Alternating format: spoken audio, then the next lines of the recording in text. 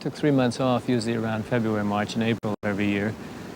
And they, my agent in Los Angeles called me up in the William Morris office and asked me if I would like to go to Europe and make an Italian, German, Spanish co-production of a remake of a Japanese film in the plains of Spain, and I said not particularly. The Western trilogy that changed the genre forever. The channel for Westerns and more.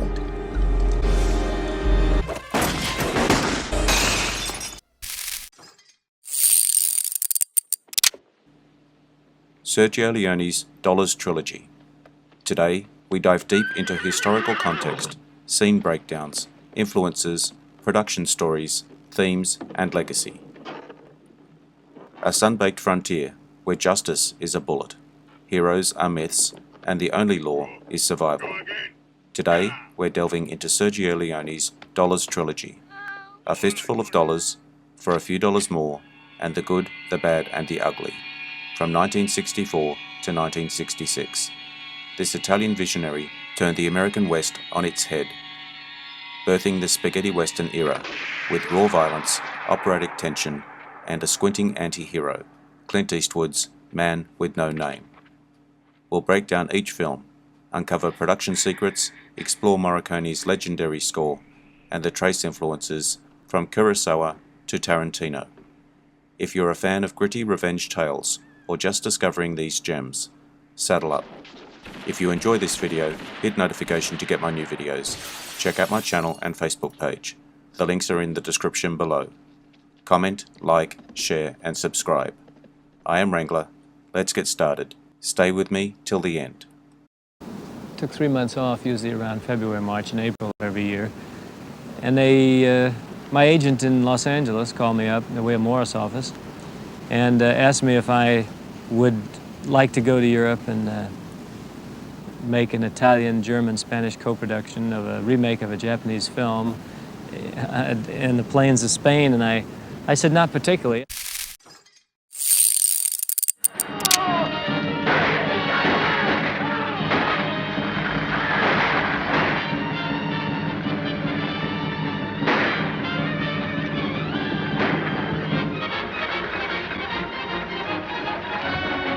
To understand Leone's revolution, rewind to Hollywood's golden age.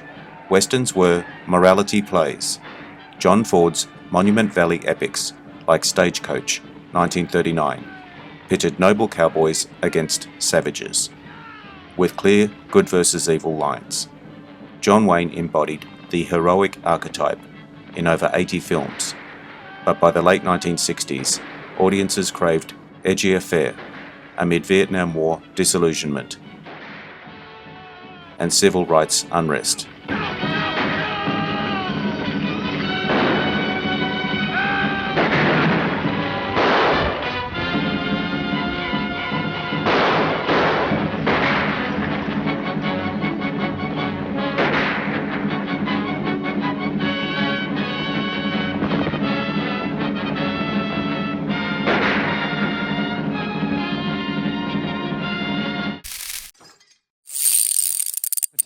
And Sergio Leone, the director of A Fistful of Dollars, hadn't particularly wanted Clint Eastwood. Not to begin with, at any rate. He wanted another actor.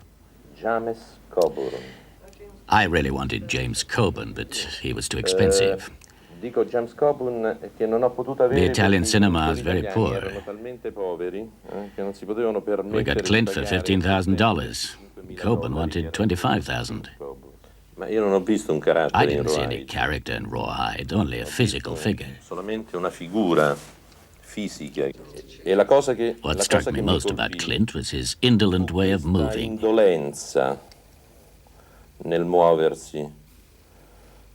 It seemed to me Clint closely resembled a cat.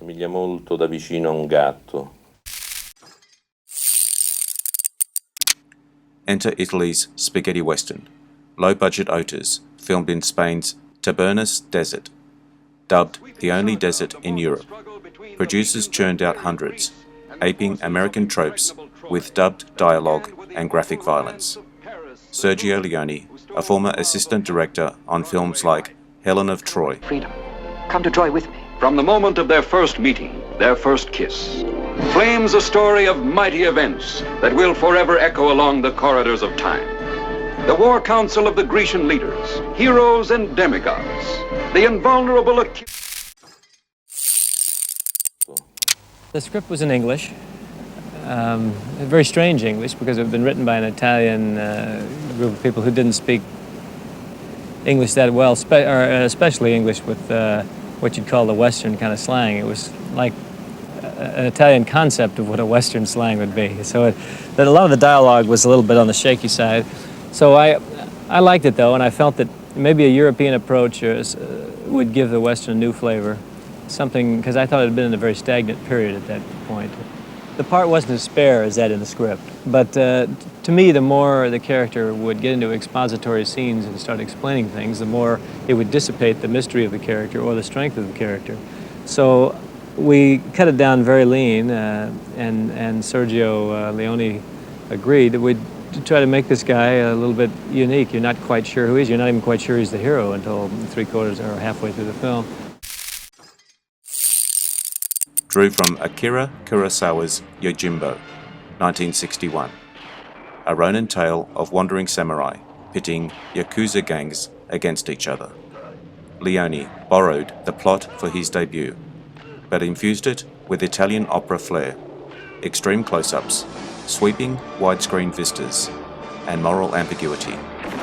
No white hats here, just opportunists in dust-caked serapes.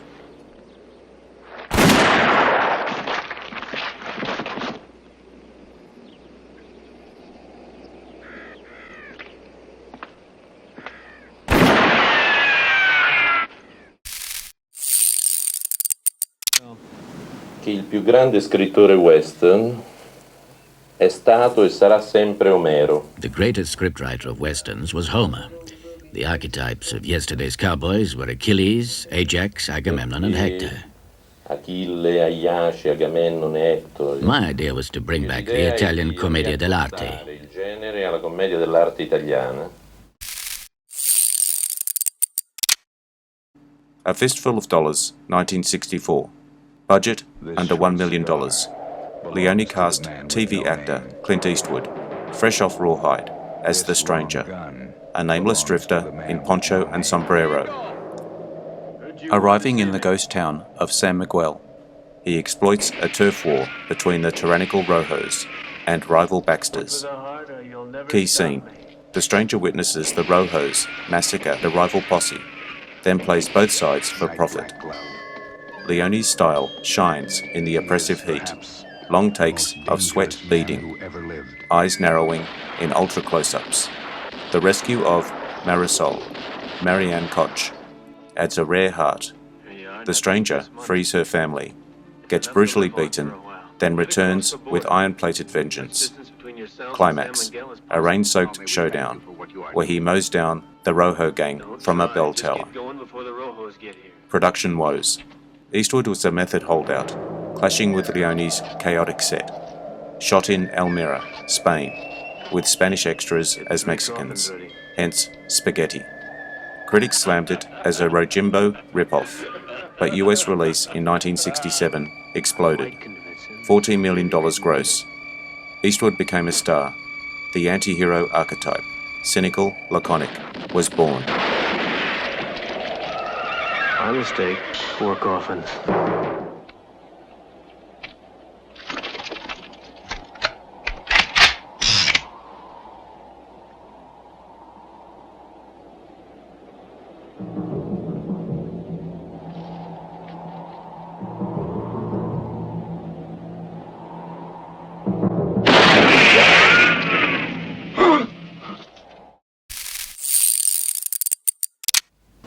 The spaghetti westerns were made not in Italy, but here in Almeria in the south of Spain, with German money, an American star, a mixed crew including Spanish technicians, and at the helm, an Italian director. Well, communication was a little rough. I knew arrivederci and buongiorno, and he knew goodbye and hello, and that was it. We had an interpreter the first time. Then he learned a little English, and I learned a little Italian. And between little Spanish, and we just kind of fudged our way along.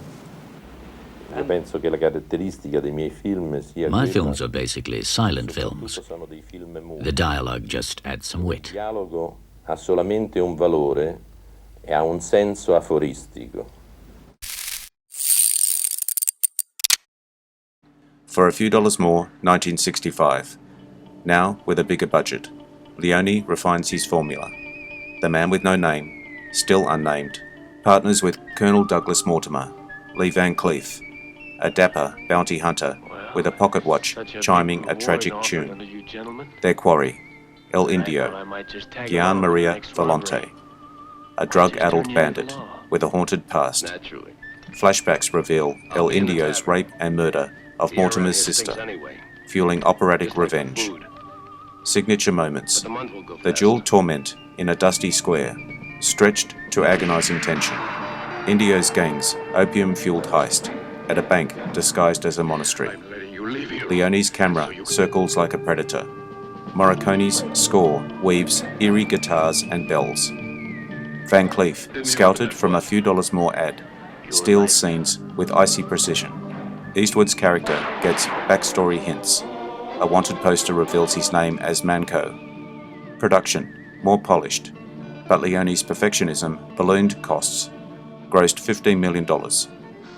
Themes deepen, greed versus vengeance, with the watch as a ticking motif of lost innocence.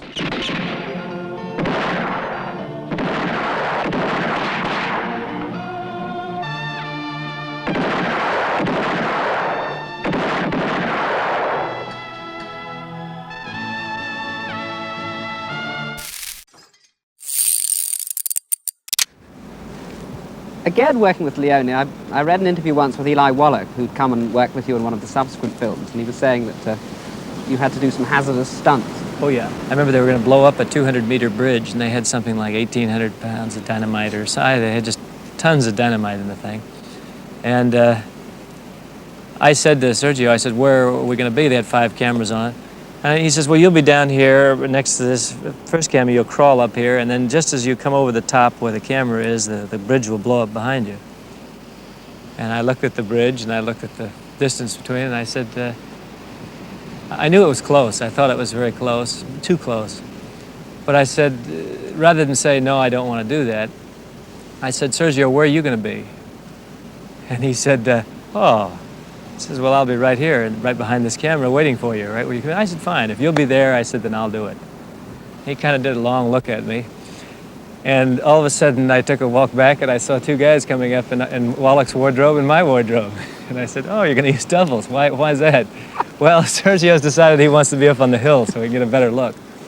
So anyway, that's kind of the way it was. And sure enough, when the bridge did blow up, it sent, which it blew up prematurely too, which is another story. It's the old anytime you're ready CB joke. But anyway, when they finally blew the bridge up, rocks, stones were coming out of the bridge, came up right, almost killed the assistant cameraman right on the lower camera where we would have been standing. My bridges tend to blow up.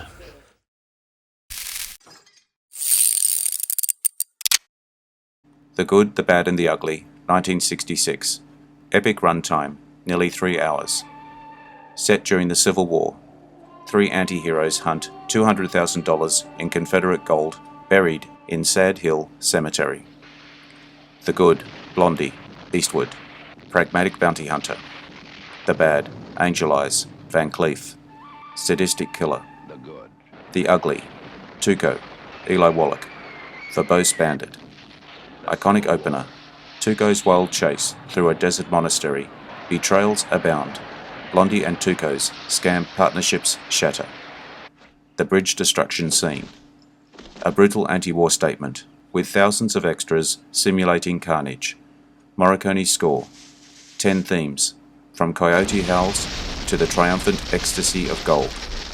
That final circular pan in the graveyard, building to the ultimate 3-way standoff. Cinema gold. Wallach improvised hilarity, like eating birds mid-chase. Leone dubbed Wallach's voice in Italian, leading to dubbing mishaps. Budget soared to $1.5 million. It raked $25 million. Influences: Ecce Homo, paintings for religious undertones. Ford's landscapes subverted with irony. Let's take a look at Leone's toolkit. Technoscope for widescreen grit. Dolly zooms for dread. Violence as ballet. Themes: capitalism's corruption. War's absurdity. When you have to shoot, shoot, don't talk. Anti-heroism in a godless world. Production tales. Actors endured real heat. No dialogue in Italian prints. Dubs added flavour. Morricone composed Blind from scripts, nailing the vibe. Leone's legacy sparked 500 plus spaghetti westerns. Eastwood's directorial turn in Unforgiven. Echoes in Tarantino, Breaking Bad. Restorations keep it alive.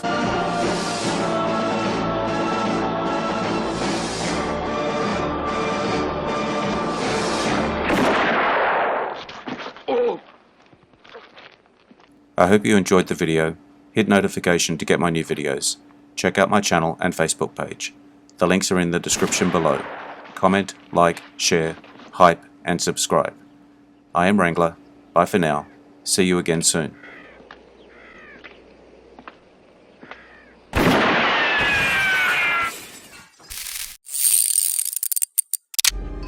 The channel for westerns and more.